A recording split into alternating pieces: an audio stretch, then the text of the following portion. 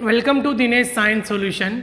Student, हमने पिछले lectures में आइसोमेरिज्म देख रहे थे, तो उसमें से जो लास्ट वाला पार्ट बचा था जिसका नाम है एप्टिकल आइसोमेरिज्म। एप्टिकल आइसोमेरिज्म में एक पूरा लेक्चर बना रहा हूँ, उसको जो है पूरी तरह से ध्यान से देखिए। एक्चुअली मैंने बोर्ड पे लिखा है, इसीलिए लिखा है कि आज ये पूरा होना चाहिए, इसीलिए मैंने बोर्ड पे लिख दिया है। तो सबसे पहले हमें क्या करना है, एप्टिकल आइसोमेरिज्म के बारे में पढ़ना है। एप्टिकल आइसोमेरिज्म होते क्या है, आइसोमेरिज्म होते क्या है। तो देखो, एप्टिकल आइसोमेरिज्म का मतलब होता है टू और मोर देन कंपाउंड, दो और दो से ज्यादा कंपाउंड जो होता है, same molecular formula, same structural formula. ये देखो, एप्टिकल आइसोमेरिज्म में the compound having same molecular formula, same structural formula.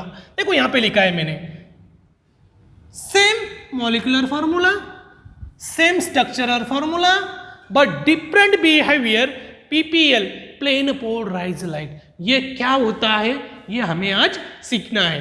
एप्टिकल activity हमें आज सीखना है। तो यहां पे डेफिनेशन क्या बोलती है, the compound having same molecular formula, same structural formula but different behaviour, plane polarise light. ये प्लेन पोलराइज लाइट क्या होती है उसके बारे में हमें डिस्कशन करना है। समझो, कोई ऑर्डिनरी लाइट्स है, इस तरह की कोई ऑर्डिनरी लाइट्स है, इस तरह की कोई ऑर्डिनरी लाइट्स है, इस तरह की कोई ऑर्डिनरी लाइट्स है। देखो, इस तरह की कोई ऑर्डिनरी लाइट्स है। मैंने क्या किया, एक निकोल प्रिज्म लिया, निकोल प्रिज्म लिया, पुट्टा बोलते हैं उसको, पुट्टा। ओके, पुट्टा लिया, पुट्टे में से एक ऑर्डिनरी लाइट्स जो है यहां पे, इसको ऑर्डिनरी लाइट्स बोलते हैं और इसको निकोल प्रिज्म। ओके, इसका नाम है ऑर्डिनरी लाइट्स जो है। मैंने क्या किया, ऑर्डिनरी लाइट्स जो है,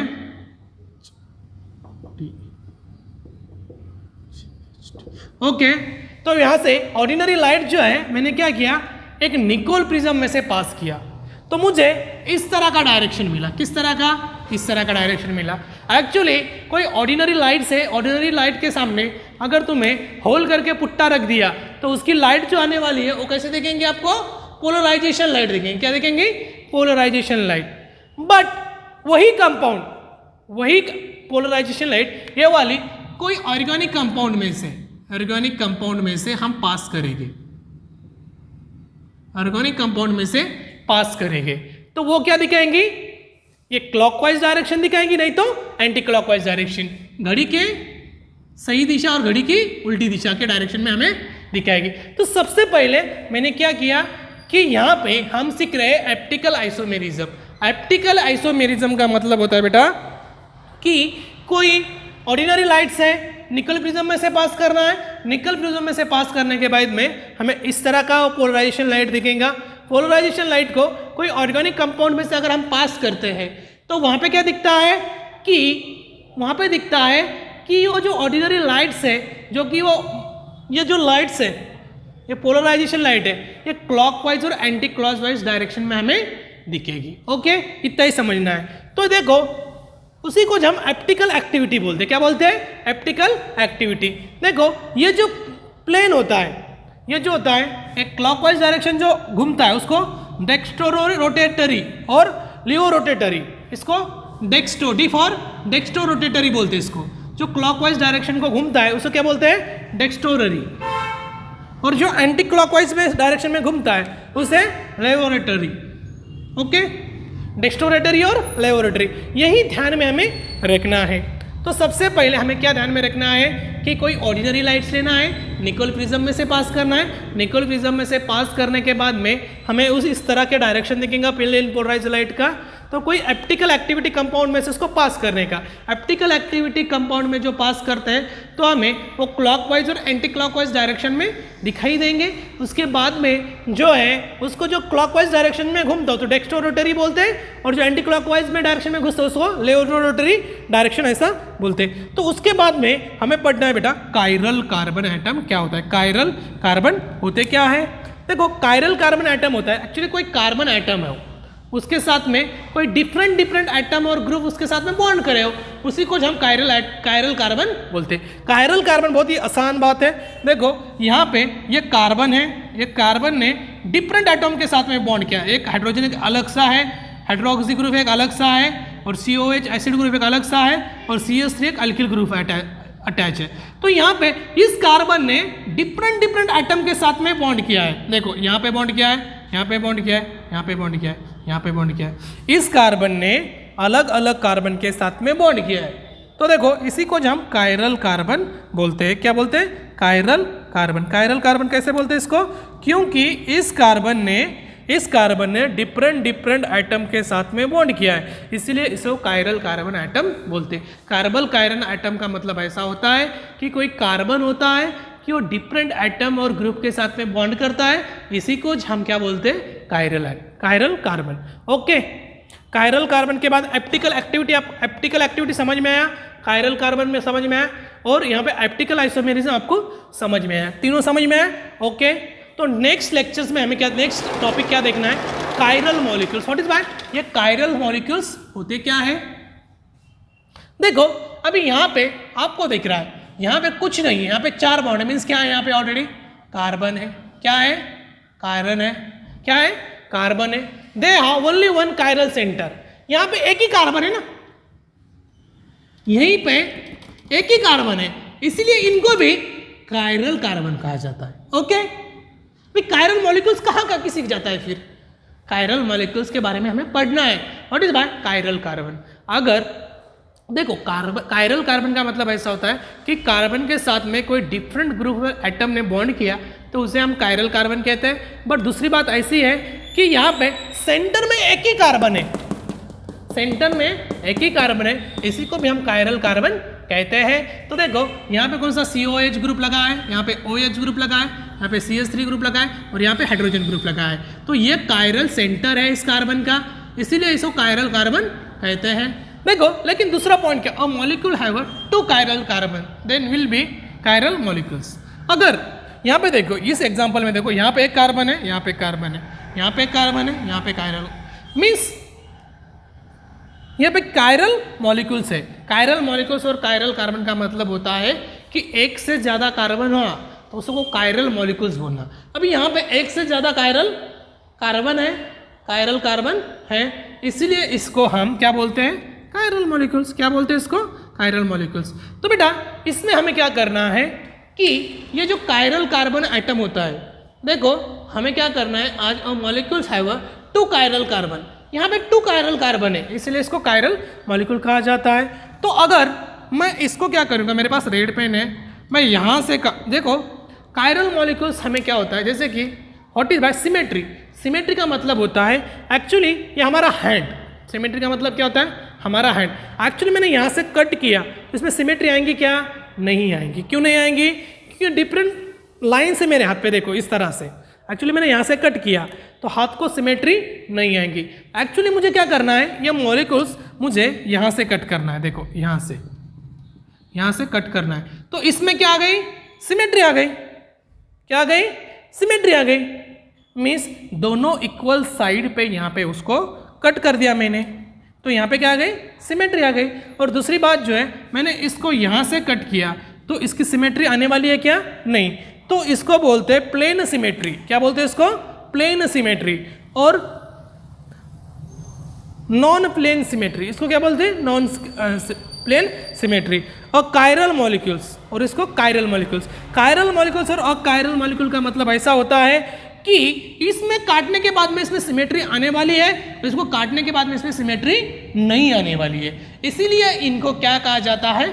कायरल मॉलिक्यूल्स। और इसको कायरल मॉलिक्यूल्स। और कायरल मॉलिक्यूल्स का मतलब ऐसा होता है कि कोई कंपाउंड होता है, हम जब उसको काटते हैं, काटने के बाद में सिमेट्री आई तो उसको हम क्या बोलते हैं?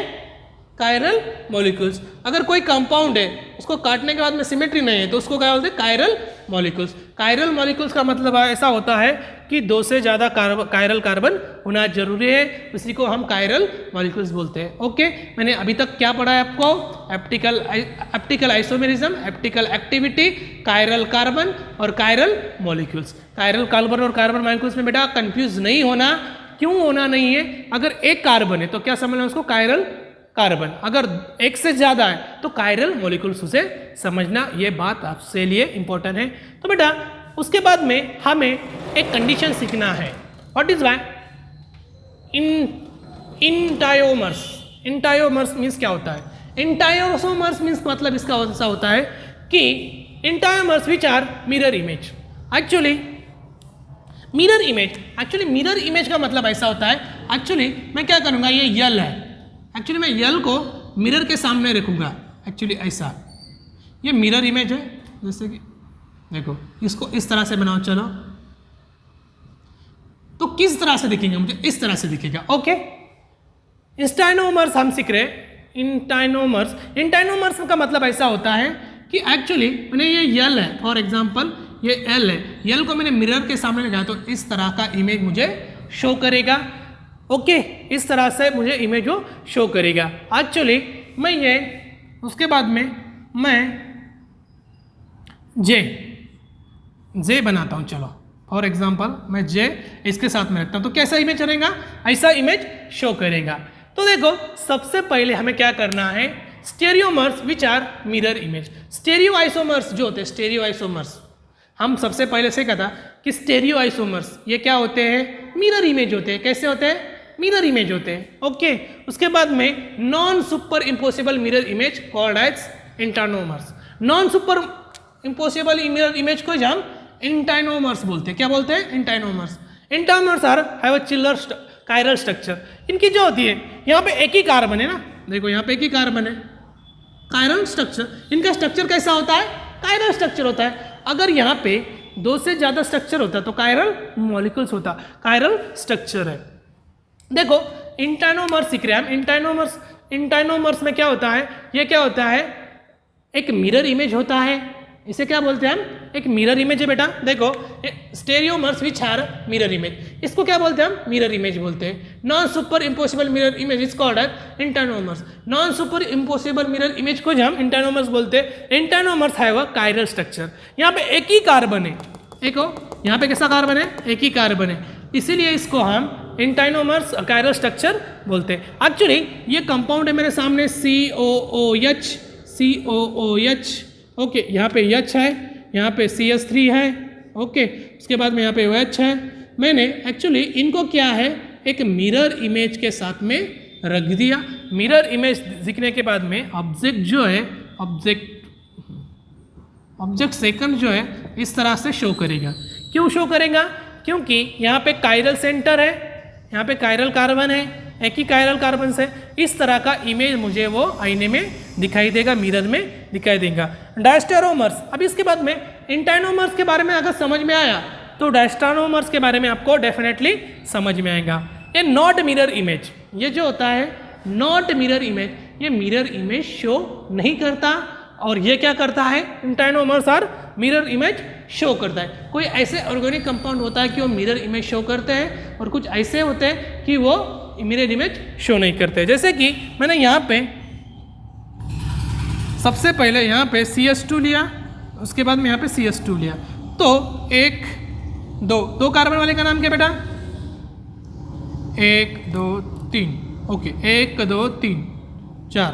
देखो इस तरह का शो स्ट्रक्चर आएंगे उसका। देखो CH3 CH CH CH2। Okay, तो इसको सिस टू बुटीन, सिस मीन्स यहाँ पे सिस आइसोमेरिज्म जो होता है यहाँ पे डबल बॉन्ड के बीच में होता है, और ट्रांस भी जो होता है डबल बॉन्ड के बीच में होता है।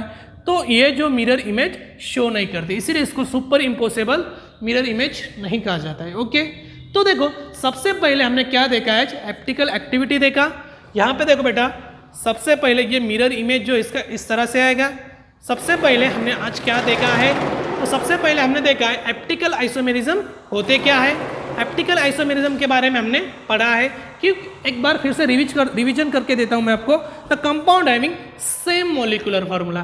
कुछ कंपाउंड होते हैं उनका मॉलिक्यूलर फार्मूला कैसा होता है? सेम होता है, लेकिन प्लेन पोलराइजेशन लाइट जो होता है उनमें उसकी कंडीशन कैसी होती है? डिफरेंट होती है। मैंने एक्चुअली यहाँ पे ऑर्डिनरी लाइट पास की निकोल प्रिज्म में से, मुझे पोलराइजेशन लाइट मिला। प्लेन पोलराइजेशन लाइट को मैंने ऑप्टिकल एक्टिव कंपाउंड में से पास करने के बाद में उसका जो डायरेक्शन है क्लॉकवाइज और एंटी क्लॉकवाइज डायरेक्शन दिखा।